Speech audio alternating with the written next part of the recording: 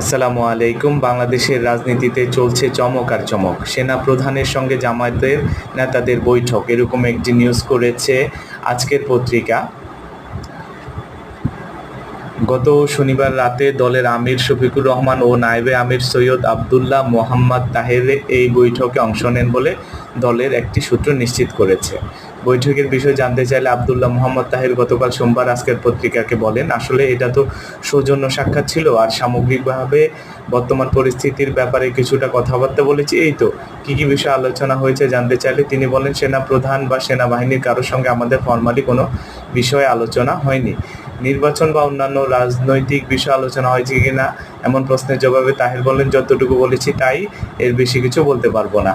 তো দর্শক, আপনারা দেখছেন গত কিছুদিন ধরে আমাদের রাজনীতিতে বেশ উত্তপ্ত অবস্থায় বিরাজ করছে। নির্বাচন, করিডোর বন্দর, ডক্টর মোহাম্মদ ইউনূসের পদত্যাগ করতে চাওয়া, এর মধ্যে সেনাবাহিনীও পক্ষ থেকে বিভিন্ন পত্রিকা থেকে দাবি করা হয়েছে সেনাবাহিনীর পক্ষ থেকে ডিসেম্বরের মধ্যে নির্বাচন চাওয়া হয়েছে। তো এই প্রেক্ষাপটে জামায়াতের এই বৈঠক সিগনিফিক্যান্স।